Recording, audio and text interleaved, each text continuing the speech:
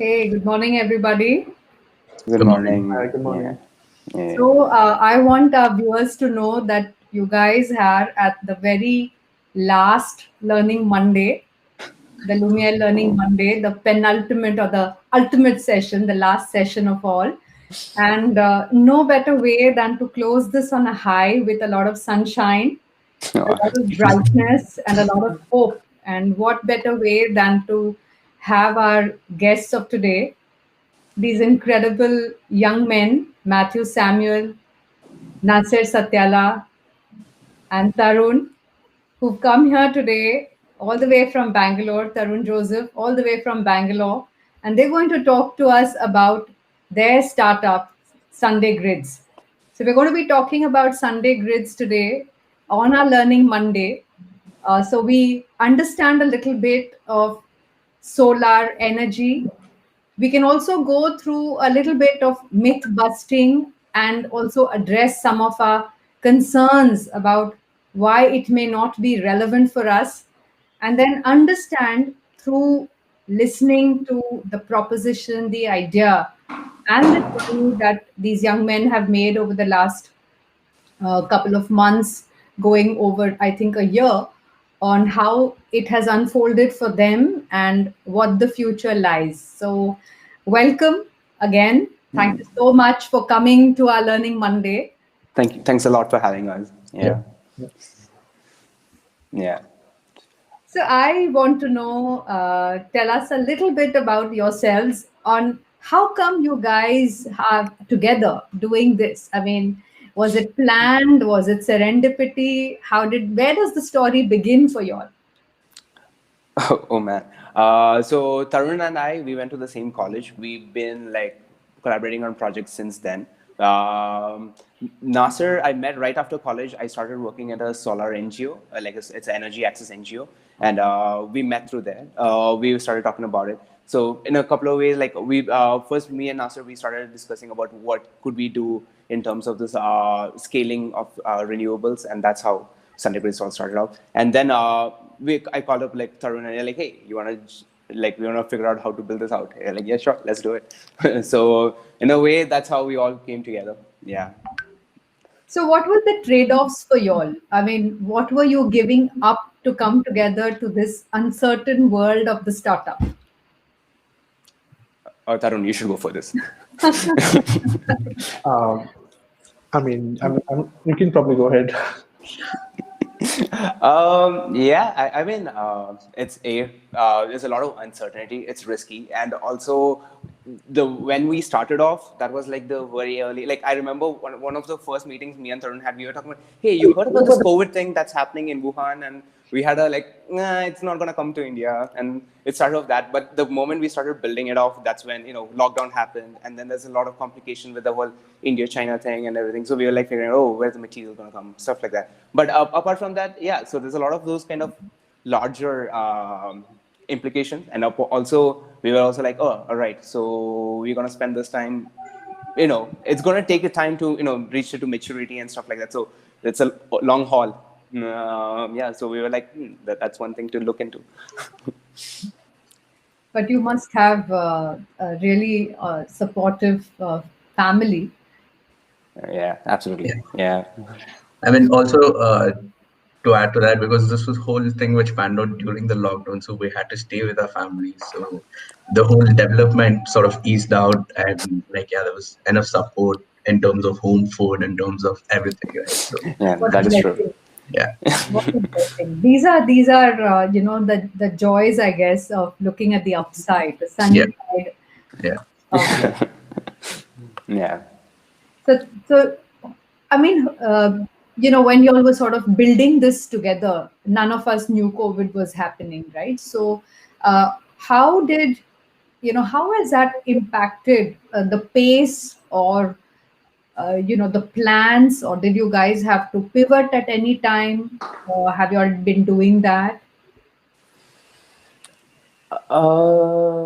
Yeah, I think in terms of like a work, so we sit for work at 11 p.m. in the night. So that's when our work schedule sort of starts. We sit from like 11 to around 3-ish, and that's when we do all the planning and the building. And then during the day, like it's either we sleep off or like we either do all the independent pieces, and then it's usually at night. Because also as Naseer was mentioning, since we are all at home, that was the most convenient time because everyone goes to sleep, and then we have the time like that solitude to think for ourselves and be there. So that was nice that way. Also that way. Also, we could juggle a couple of things, like other activities, other tasks at the same time, like, put in enough dedicated, like in a stretch. Otherwise, if it was in the morning time, I would feel like, we would be interrupted with other stuff and everything. So that, having that solid chunk of time together, that was pretty nice. So yeah, I think that is one thing. And especially, like, everything shifted digital. Like, we've been using all, it's been all Zoom, Google Meet, Notion, all that stuff. Yeah. So it's there's a digital layer between everything what we are trying to do. Yeah. So I think those were the two. Anything else, guys?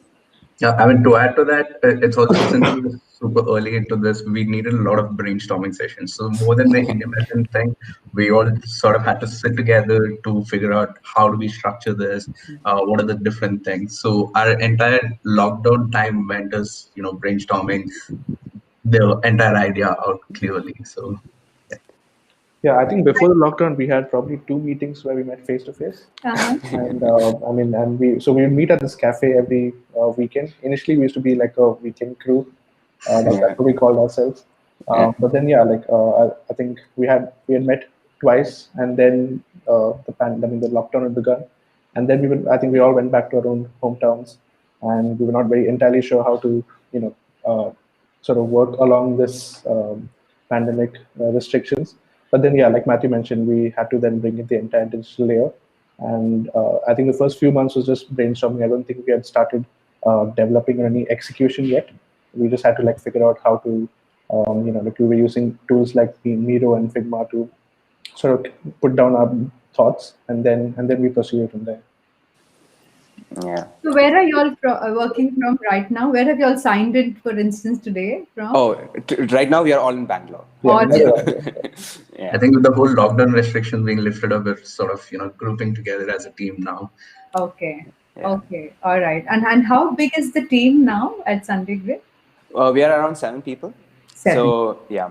So Naseer he's a technical lead over here. Tarun handles the UX and the development of the website part.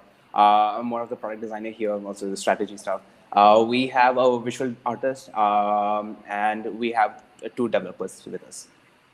So do you see yourself as designing solar solutions? Do you see yourself as designing energy solutions? I mean, how do you see yourselves? I'm very curious because, you're inherently designers. Oh, man. Yeah, I mean, you could say so, right? Yeah. Yeah. Very cool. Hey, Mathew, you need a better answer than that. Because we've been discussing this, so go ahead and. Oh man! Like I remember in the very first call we talked. I was talking to Tarun, and we're like, it's more like SaaS, but for energy. It's like we're trying to build entire And then we came up with different type of models of thinking, like product as a service. Like we've been thinking of a lot of this thing. Yeah, I think so. Like you can say we design solutions maybe, but no, but yeah, I think it's mostly a product as a service.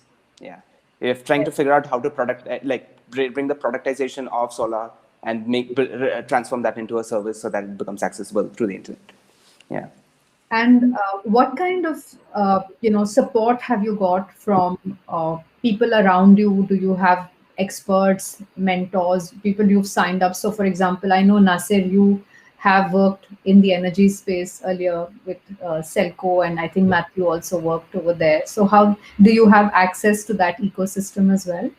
Yeah, I mean, when we started off, like I said, we were doing a lot of brainstorming sessions. So for each iteration of development we bring in a lot of people from our networks to test it out to see if we are conveying the right message and all of that. So yeah, we tapped into Selco Foundations and a couple of people in there, and also our friends and families and all our seniors, juniors, alma mater, etc. So to bring the idea out, yeah, we tried out all this.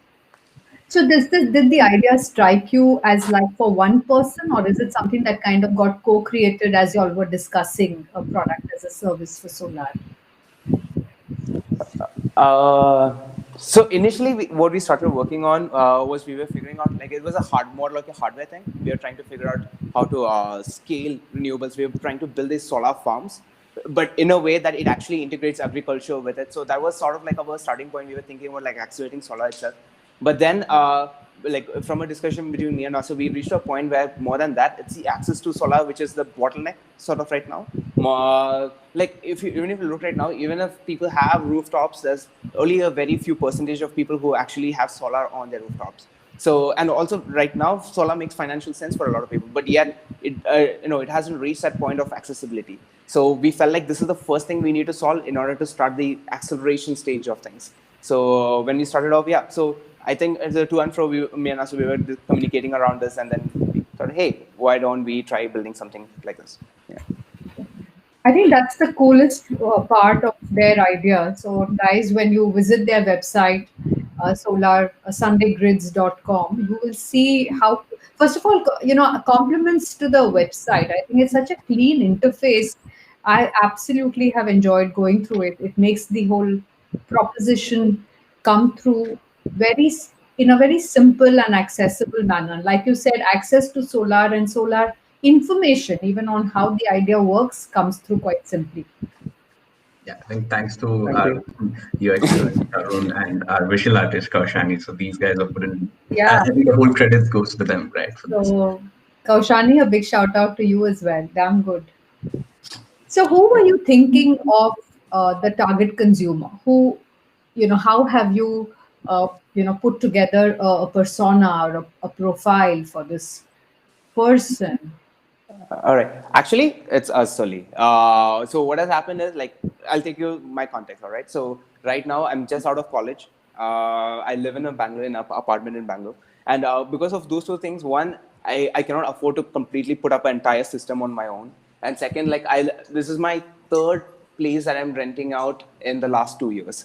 So in a way, I keep moving around as well. So, and this is true for most people as well. Like, like especially of that age group. And I know a lot of people in my, like the people I know of who are very interested in solar. Like it's like to participate in, but there's no access point yet for people to go about it. Right. So that's basically where we started off. We were like, oh, all right. So how would we solve it for ourselves?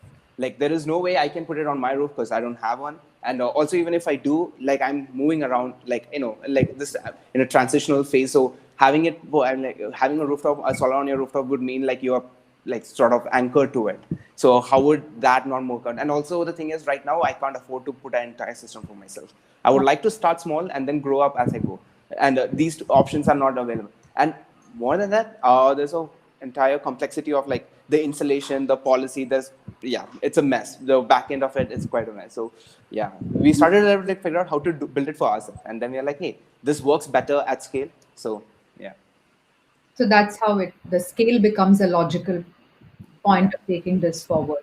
So basically, it's the millennial, it's the youth, it's somebody who feels very strongly for the environment, wants to do their piece, but they don't exactly know how to participate in the solar energy ecosystem, and that's what you try and do. Yeah. So, what's the value proposition to your consumer? What are we? What do they get? What do they have to do? All right. I think we can also like explain a little bit on what Sunday Grids exactly does as well on top of it. So basically, Sunday Grids is an energy credit platform. What that means is we build these solar systems that we put up on commercial spaces like schools, hospitals, and essentially places that pay a commercial tariff. And we do it like with no upfront cost for them or anything. We put the system up. And now through our platform, through our website, people can come in and they can access, like book a slot on it. You can say like, okay, this many like 20 watts is my portion of it. You can book a slot on it.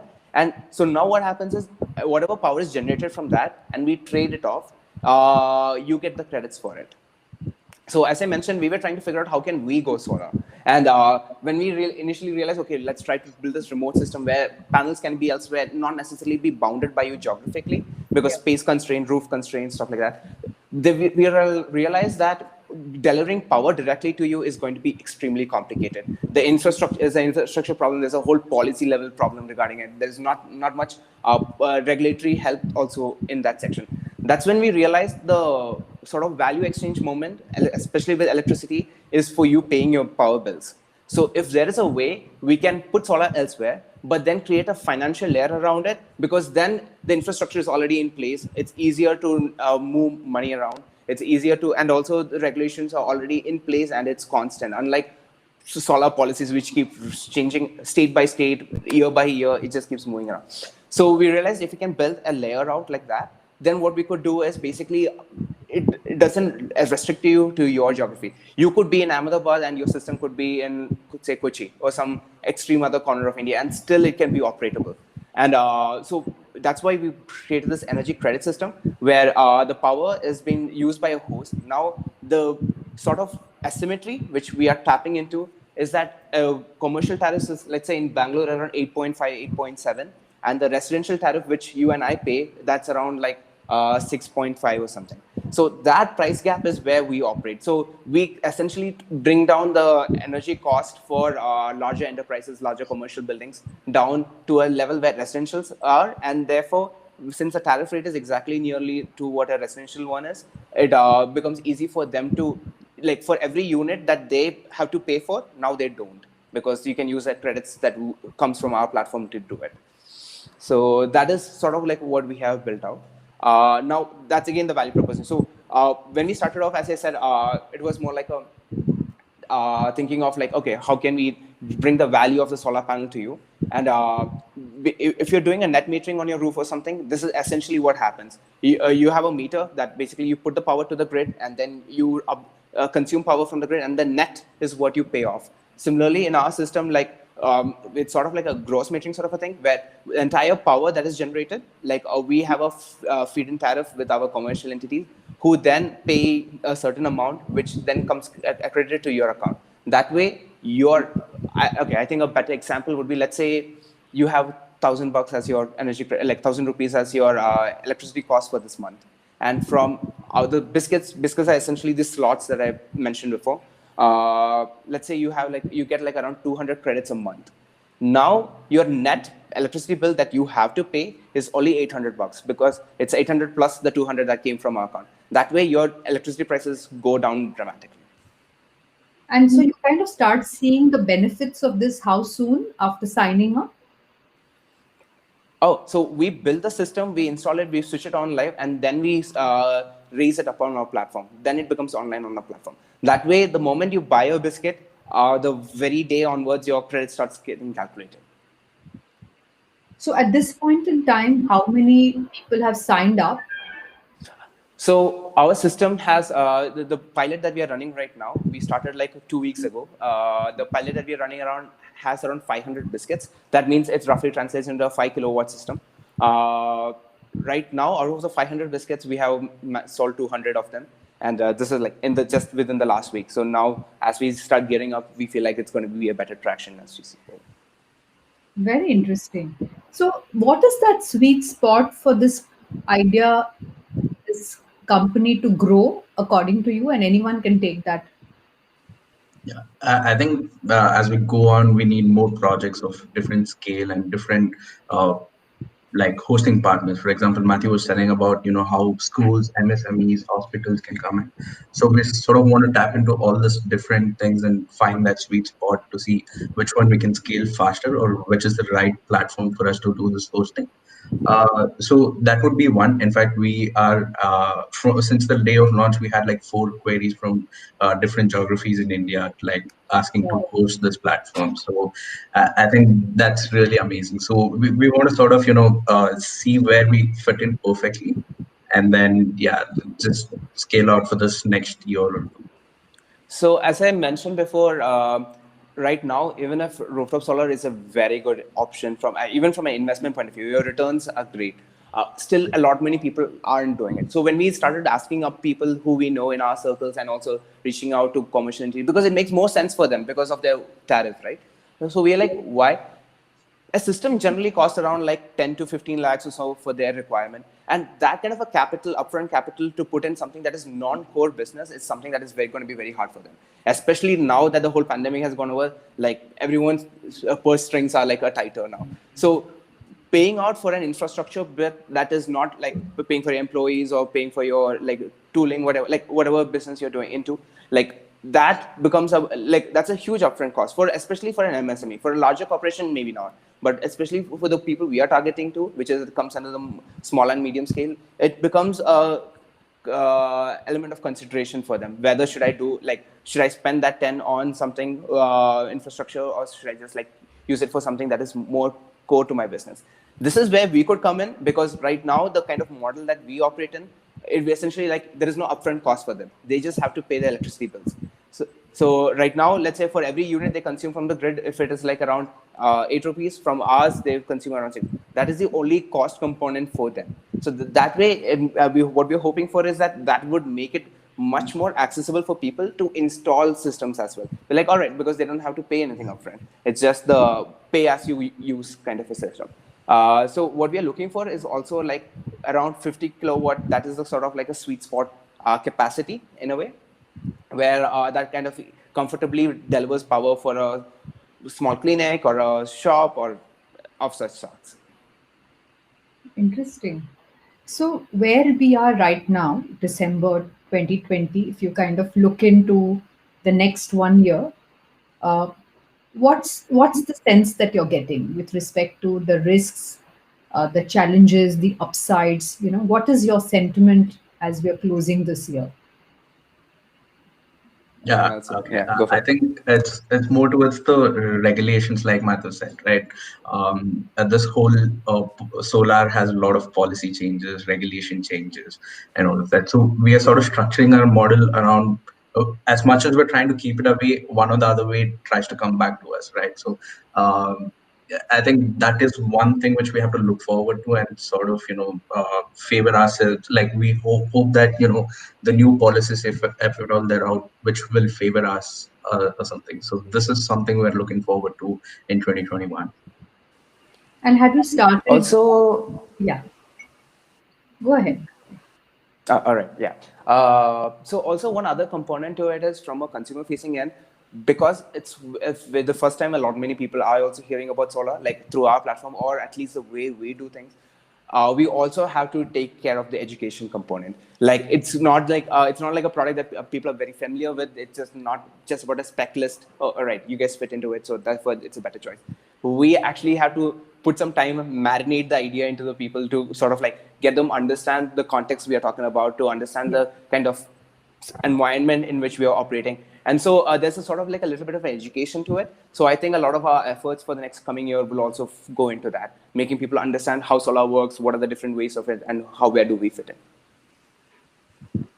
Also from so my question also was, in terms of these, you said it could also depend a lot on governance, on policy. So any plans to actively converse, to create some channels of communication with policymakers? Are you all making any presentations?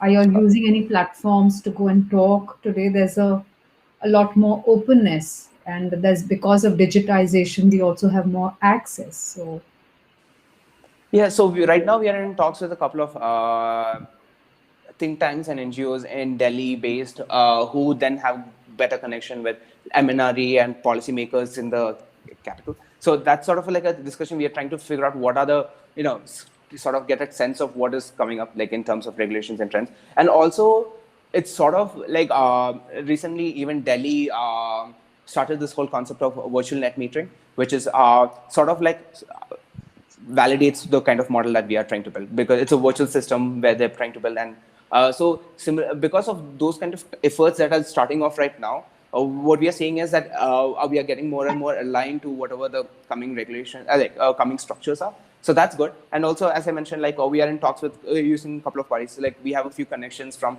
the previous places we worked at to all the, right now we are also getting incubated with Social Alpha, which is another collaboration between Government of India and Tata Trust. So there's we have access to energy consultants and energy policymakers from their rank point of view. So we are starting off with that. We are trying to figure out, sort of test the waters, get a sense of what is happening. That's it. Yeah. very useful, very, very good. What are some of the risks that you foresee? Mathew, do you want to go ahead? Oh, okay, cool. All right, sure.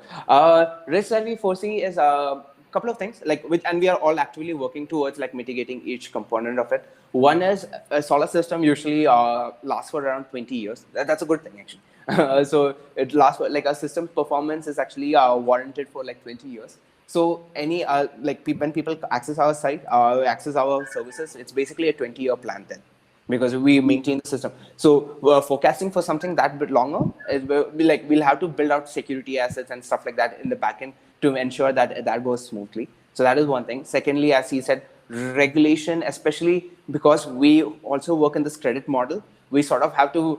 It's like if you draw a Venn diagram, it's both the financial regulations and the energy regulations. We sort of like come in between. So we have to sort of satisfy both the parties in that kind of case. So that is another one. And then also another component could be figuring out whether we could create our pricing models like work long term as well. So these are a couple of things that we are working on, but also we have a couple of directions that we are taking behind the scenes. So we are fairly confident that this is something we can resolve in the time being.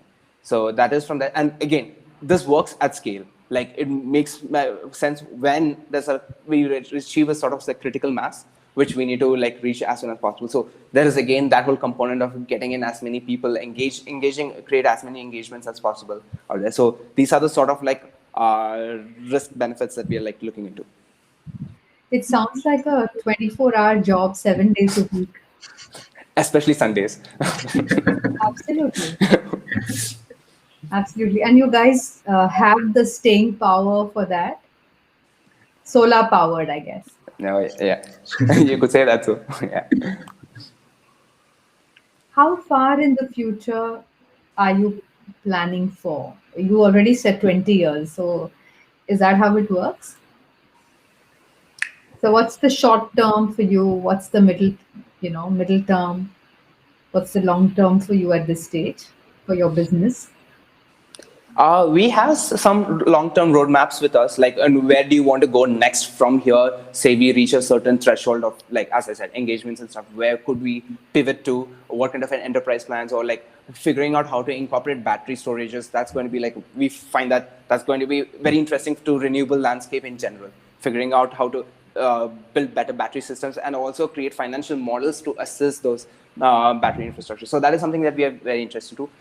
Short-term goals would be like figuring out the traction, figuring out also this is version 1 of our site. Now we finally have users, we can test stuff with them, figure out what kind of how can we make the experience better, what are their biggest doubts, worries, fears, and try to address them. So that is sort of going to be our short-term goals. And yeah, long-term goal is to figure out to build an infrastructure that makes it easy for all of us to sort of access solar regardless of it, regardless of like the kind of geographical conditions we are, or regardless of like the space we live in. That should not be a constraint for whether you be able to participate in renewables or not. And we find that's sooner than 20 years, definitely. We find that there's going to be an influx point where shifting to renewables will become as essential as probably the computation was before, like personal computer revolution or something. So there is going to be that moment where so gearing up for that is again another whole thing. Yeah. Yeah, that's like music to our ears. Inshallah, that happens sooner than later. And sooner than later, fingers crossed. Yeah. So I want to know, in these last few months of being together with working as a team on Sunday grids, what are some of the questions that people have come up with that have really cracked you guys up? Oh man.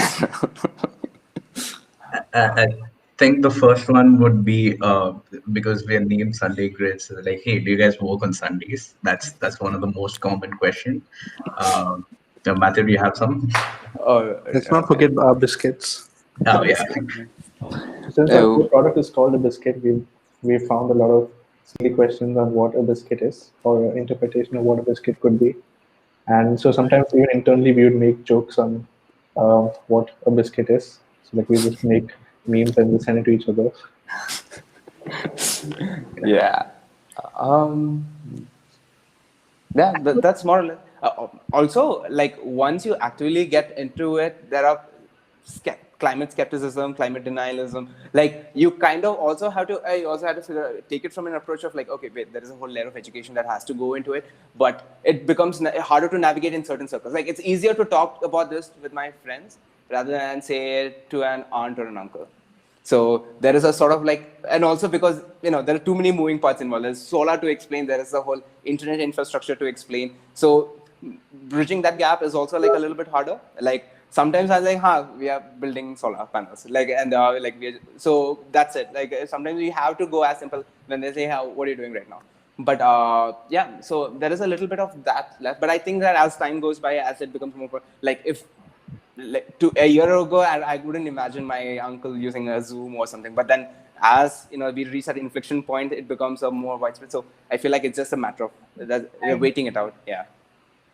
And when you do this education piece, like you said, what are your plans on how do you go about it and how do you leverage, you know, digital? And when do you start? Where do you start? Have you some kind of a plan on the whole communication, socializing of the idea? So again, we are like building out all our materials right now. Like it's a kind of a thing we're going to do in a couple of coming months. But there are a couple of angles usually that we look into. One is depending upon your demographics, there are certain things about solar that is of your interest. It could be sustainable living, climate action. It could be that. Or you could also take the whole different route and just talk about the economics of it. How it's a better ROI, it's better than, like it's a better, it makes sense financially. And to certain communities, that resonates better than talk about like a higher level climate change or something. And then there is this middle sweet spot where you talk to homeowners in general who are then concerned about their electricity bills, as well as, if this is something they can actually participate and yet be passive, like in a way like they do not have to stress themselves out to be engaged in. That is sort of like a sweet spot for them to also like, oh, it's a feel good sort of, for them it's a feel good factor plus a savings approach. So it works in a couple of those directions. So the material is very different for like different people. Yeah. Yeah, so we have a question here from what are the kinds of products Sunday Grids offers? Yeah, right now it is this platform that we are building called Biscuits. That we are trying. Biscuit is basically a virtual token to access each of the slots that we provide up. So that is what we are currently focusing on. As we are going ahead, we are building this host solution, host tools in a way. Like so, right now what you say is the consumer facing end. Now there is a whole commercial enterprise facing end, which basically is where we install panels and they have to do monitoring, billing, and all this stuff. So there's a couple of monitoring solutions, so that's also in the pipeline. But mostly it is to figure those kind of components out.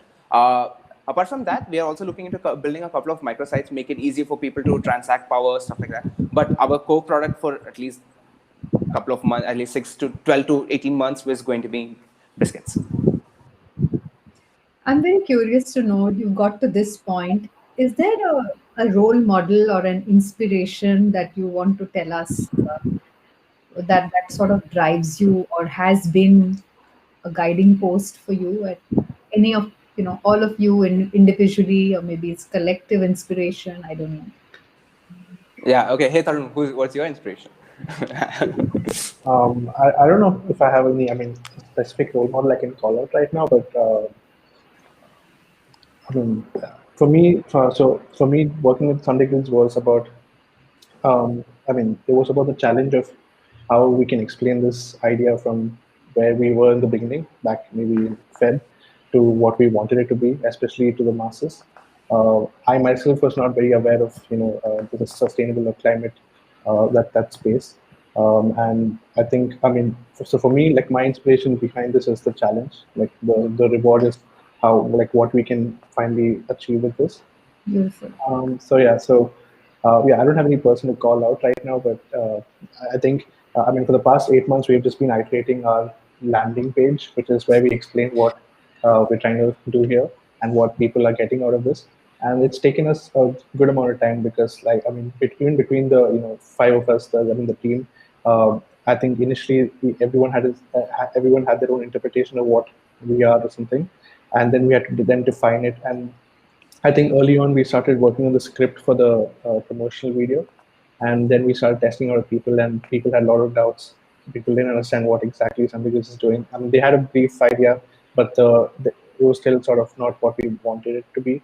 And then we had our initial launch, the website launch in June, and then when we started getting signups, we started testing out with, we started iterating on what, and I mean, now we've finally gotten. I won't say. I mean, is it perfect? I don't know, but I think we've pretty much nailed what we wanted to cover for this release, and I think that satisfaction is what I think we're all sort of striving for and trying to achieve. So your inspiration is the challenge itself, Tarun. Yeah. How you can sort of take that forward. Yeah. Naseer? And also to add to that, I think the one thing that brings us all together is sort of towards this, climate change or sustainability. And even though we're all from different spaces and different backgrounds and all of that, but somehow this one thing was the one which helped us, work as a team together.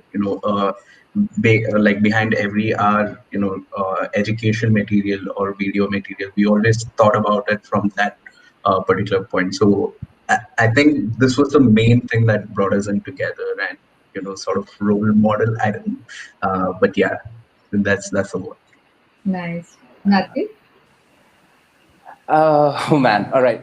So way back when we started it off, like we were looking into the landscape. Like, I mean, sure, there were like a lot of people out there doing interesting stuff. There's also a lot of historically, there's been quite a lot of interesting people trying to get into it. One of them was like, I don't know, like I remember I got really excited about this after reading Buckminster Fuller and his work, especially Earth is a Spaceship. That was pretty good.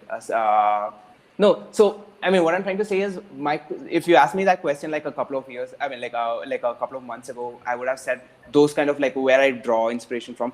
But what has happened, and oh my God, this is over the time, like, so as like we were saying, there are like 5 of us, okay, and all of us have very different skill sets and very different roles also. Like the kind of things we do barely overlap over the other, but the amount what everyone brings to the table, like I mean, like sometimes me and Naseer just get on a call to like, talk about this. It's like the team has been the best part of doing this. Like Awesome. I wouldn't want to build this if not for this people I'm building it with. It's like they are like the best of the best that I know of, and it's insane. Like it just fits, like the people, they sort of like contribute the way they contribute. It's like a jigsaw puzzle. This is like fits. So that's like amazing. Yeah. It's just mind blowing to see how that all pans out. It's like a pretty nice symphony how it just went. Yeah.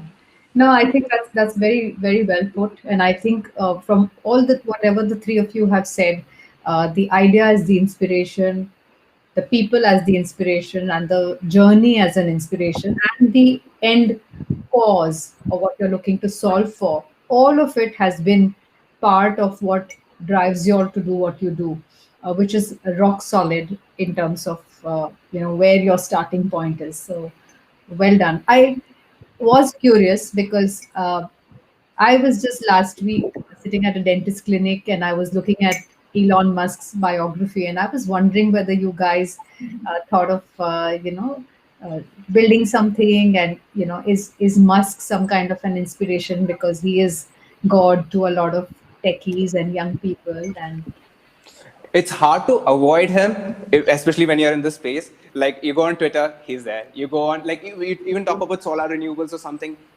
It's a very but yeah, I mean, in a general, yeah, it's quite fun.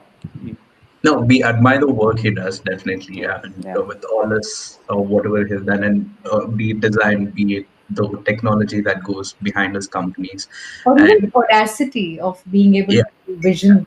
to think big, it would definitely do that. But again, like Mathew said, with the space we are in, it's definitely very super hard to avoid him, or it is.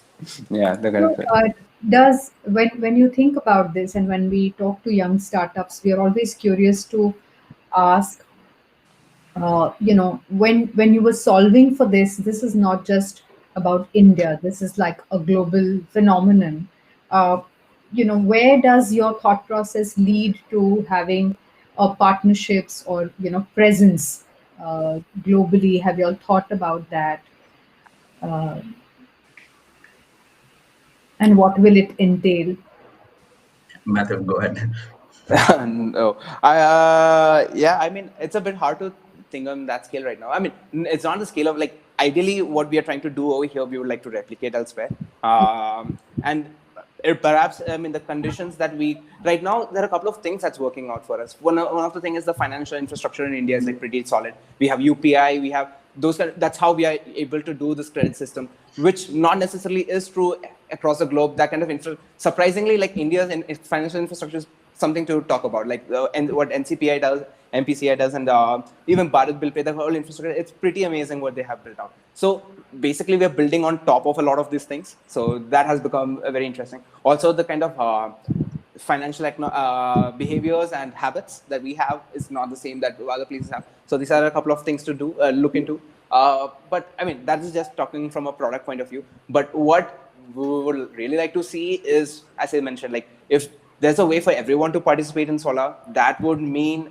the demand for it increases. That would mean the applications of it would increase. That would mean so right now to solve climate change, the way we look at it is 70% of the energy, 70% of carbon emissions that happen is because of energy production.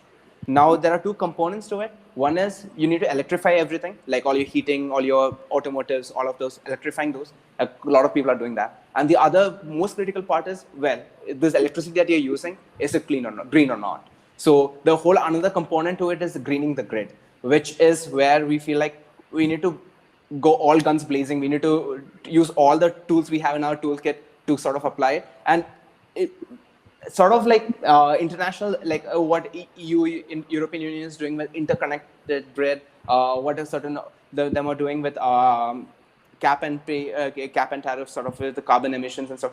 All that is very interesting when we look at it from a local scale as well. So I feel like that's a very nice synergy that we can really build out on. Very interesting. Also, what kind of entry barriers do you have to competitors start to do what you're doing? And have you protected your idea through copyright or anything? Or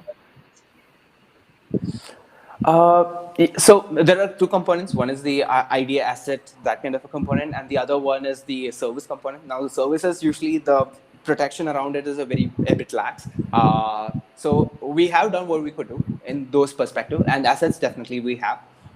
So those are the two components. Now, from an entry point, that is one thing that we were quite interested in building out. So we have seen a couple of people do something similar and across these lines, but then their starting entry price, the sticker price for it starts at like around like 1.5 lakhs or something to get a portion of a panel or something. But then, of course, they get a significantly large portion. We have gone the completely other route where we have started off at like around $600, and that's for like 10 watts of a system that we do. The reason why we did this is because we realized like since it's very new, there's going to be a lot of concerns. There's going to be a lot more questions and answers for people.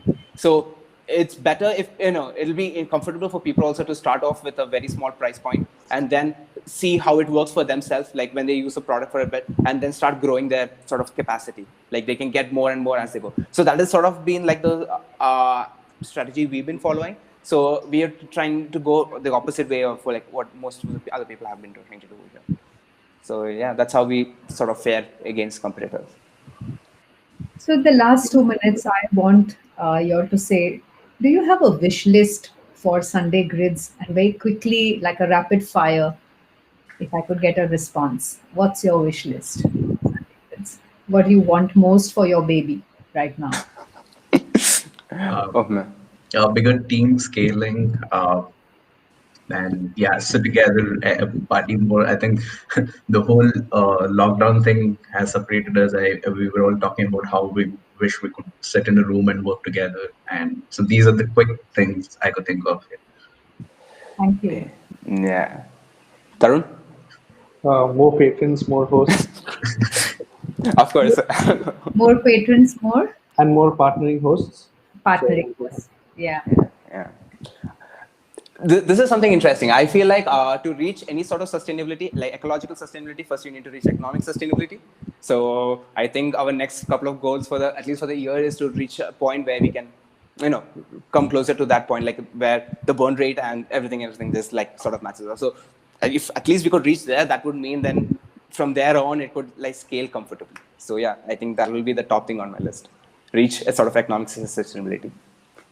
Awesome.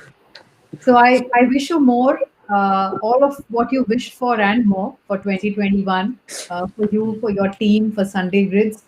And I hope next year, and whenever we have you on our Torchbearer forum, you'll have more stories to tell us of how 2021 has treated Sunday Grids. And Yeah, how it's been an awesome year.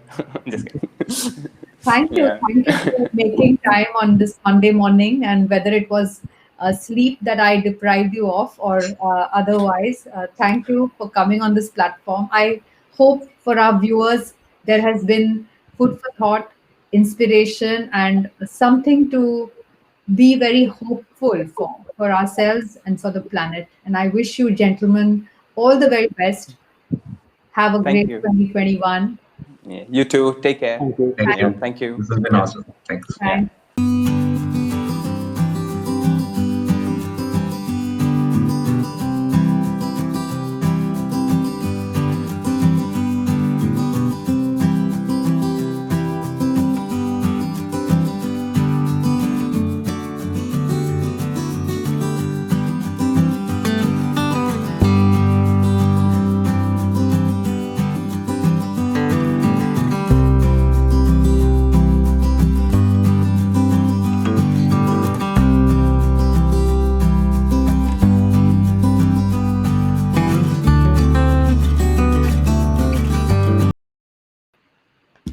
Hey, thank you.